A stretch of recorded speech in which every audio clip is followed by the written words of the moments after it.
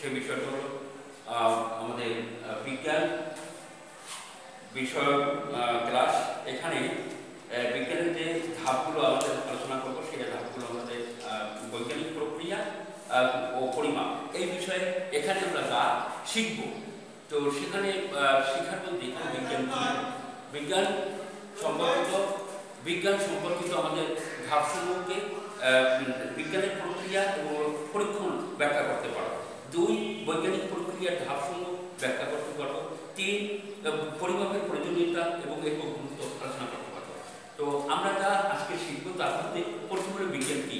আমাদের বিজ্ঞান হলো প্রক্রিয়াকরণ, কোনো সমস্যা নির্বাচন করার পর সেই সমস্যা সম্পর্কে চিহ্নিত করে আমাদের কিছু তথ্য উপাত্ত সংগ্রহ করে সেটা পর্যবেক্ষণ করে সেটি সম্বন্ধে পরীক্ষালব্ধ যে জ্ঞান হবে সেই জ্ঞানকে আমরা কিছুটা গ্রহণ করবো এবং কিছুটা বর্জন করবো এবং সর্বশেষ যে ফলাফল ধারণ করবো সেই ফলাফল অনুসারে যে চূড়ান্ত ধারণ করবো সেটি হলো আমাদের বিজ্ঞান।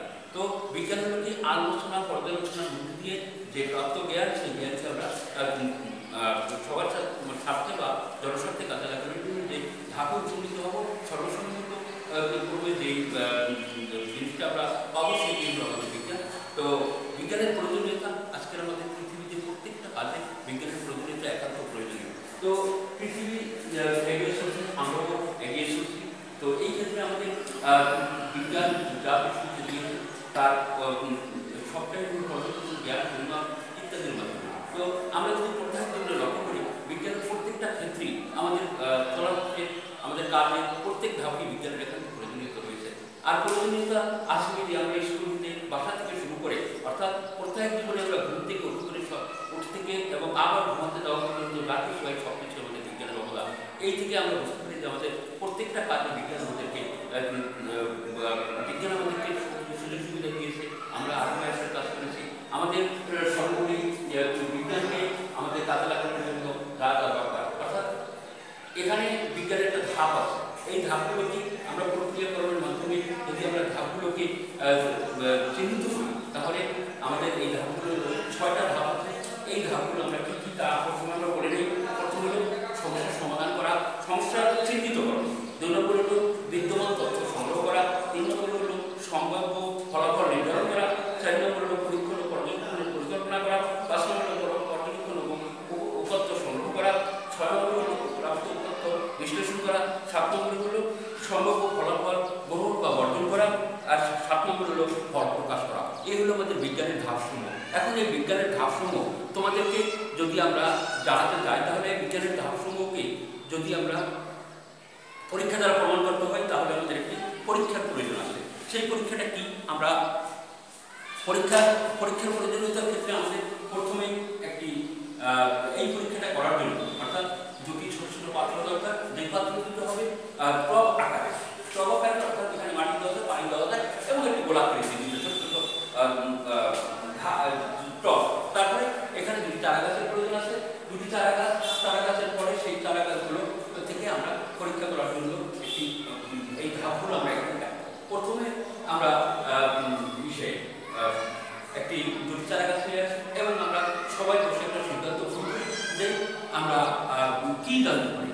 আমাদের প্রথমে জানবো যে আমরা সবাই একটা যে গাছ পানি ছাড়া বাঁচতে পারে না। এটা হলো সকলের মতামত, গাছ পানি ছাড়া বাঁচতে পারে। কিন্তু এটা প্রমাণের মাধ্যমে যদি আমরা জানতে পারি তাহলে আমাদের প্রথমেই ঠিক করতে হবে 2টি ছোট ছোট পাত্র নেই। পাত্রের ভিতরে শুকনো মাটি ভর্তি করি। মাটি ভর্তি করার পরে 2টি চারা গাছ নিয়ে আসি। সেই চারা গাছগুলো 2টি টবে রোপণ করে দিই। রোপণ করার পর এখন আমরা সিদ্ধান্ত গ্রহণ করি যে আমরা এই গাছগুলোকে পানি দিই। এখন 2টি যদি পানি দিই তাহলে কিন্তু আমাদের সেই ধাপগুলো আমরা পরীক্ষা করতে পারবো না। তাহলে আমাদের কি করতে হবে? একটা টবে কিছু পানি দিলাম, একটা টবে পানি দিলাম, আরেকটা টব পানি ছাড়া রাখলাম। অর্থাৎ 2টা টব পাশাপাশি রাখলাম, কিন্তু তারপরে 2টা গাছ সতেজ চারা গাছ রোপণ করলাম। রোপণ করার পর আমরা ওই চারা গাছগুলোতে 2টা টবই পানি দিলাম। 2টা টব দিলাম, 2টা টবে একটা টবে পানি দিলাম আর একটা টব খালি দিলাম।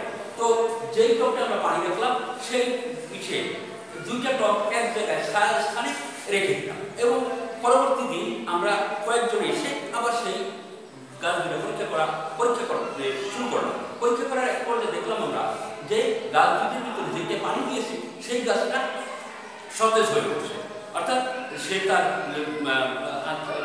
গাছটা না মরে সতেজ হয়ে রয়েছে এবং আমরা যেটাকে বলি যে গাছটিকে গাছটি বাঁচছে। কিন্তু তখন থেকে যে গাছটিকে আমরা পানি না দিয়েছি, অর্থাৎ পানি দিইনি, সেই গাছটা আরো পাতাগুলো মলিন হয়ে গেছে এবং শুকনো হয়ে গেছে এবং গাছটা মরে যাওয়ার দিকে ধাবিত হচ্ছে। তো আমরা এই থেকে কি বুঝতে পারলাম, আমরা সবাই সিদ্ধান্ত গ্রহণ করলাম যে অর্থাৎ গাছটাকে পানি না দেওয়ার কারণে গাছটা মরে যাচ্ছে।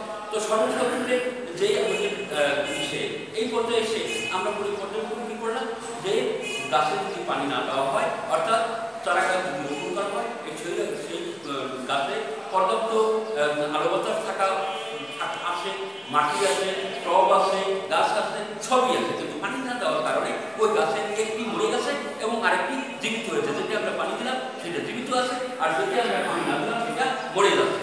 এই যে আমাদের দুইটার যে পার্থক্য, এই পার্থক্যটি আমাদের পর্যবেক্ষণ এবং পরবর্তীতে আমরা চূড়ান্ত ফলাফল এইটাই ধারণ করলাম যে আমরা গাছে যদি পানি না দেয় তাহলে গাছ পড়ে যাবে, অর্থাৎ জীবনের জন্য পানি প্রয়োজন। আর পানি আসলেই আমরা আমাদের জীবন সংরক্ষণ করতে পারছি, জীবন বেঁচে আছে, অর্থাৎ বিদ্যাত যে সম্পদ, সেই সম্পদকে আমাদের পর্যাপ্ত প্রাকৃতিক সুযোগ সুবিধা গ্রহণ করে আমাদের বেঁচে থাকতে হবে। এবং এই ক্ষেত্রে আমরা পর্যবেক্ষণটা এরকম করলাম যে গাছে যদি পানি না দেওয়া হয় তাহলে গাছ পড়ে যাবে। এটি আমাদের শুরু করা। আজকে আমরা আমাদের এর পরবর্তী ধাপে আমরা কি বলতে পারি, দেখো পরিমাপের প্রয়োজনীয়তা। আচ্ছা, পরিমাপের প্রয়োজনীয়তা কি? আমরা অনেকেই অনেক সময় নানা জটিলতা পরিমাপে পরিমাপ করে থাকি। যেমন যেখানে পড়ার টেবিলের দৈর্ঘ্য কত, তুমি কখন স্কুলে যাবে, কখন তোমার বাসা থেকে স্কুলের দূরত্ব কত, এগুলো আমাদের পরিমাপের। এখন পরিমাপের ক্ষেত্রে আমরা লক্ষ্য করবো যে পরিমাপের এককটা কি? এক খণ্ড রশি অর্থাৎ বিষয় দিয়ে তুমি এটি আমরা দেখতে পারি। অর্থাৎ এক্ষেত্রে দেখা যাবে যে একজন শিক্ষার্থী যে রশিটির দৈর্ঘ্য তার হাতে 16 হাত এবং অন্য একজন শিক্ষার্থী দেখবে যে রাশিটির দৈর্ঘ্য তার হাতে 17 হাত। অর্থাৎ উপযুক্ত কাজটি থেকে কি সিদ্ধান্ত গ্রহণ করা যায়? একটি পার্থক্য বা দূরত্ব, অর্থাৎ দুইটার দূরত্ব, অর্থাৎ এক হাত বা এক ফিট যে দূরত্ব, সেইটা আমরা এখানে লক্ষ্য করতে পারি। তো সর্বশেষ আমরা মৌলিক এবং যৌগিক পদার্থ কি তা বলতে পারবো। মৌলিক পদার্থ কি?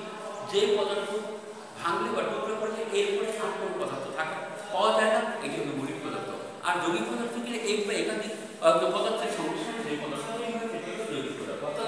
অর্থাৎ একটি পদার্থকে ভাঙলে সেটা যদি একাধিক পদার্থে পরিণত হয় বা একাধিক জায়গায়, তাহলে সেটি আমরা এটাকে যৌগিক পদার্থ হিসাবে পেয়ে থাকি। তো মৌলিক এবং যৌগিক পদার্থের একটি পার্থক্য হলো কি? একটা হলো একক আর একটা হলো একাধিক। একাধিক যদি একের অধিক দিয়ে গঠিত হয় বা একটাকে ভাঙলে যদি একাধিক পদার্থ পাওয়া যায় সেটা যৌগিক পদার্থ।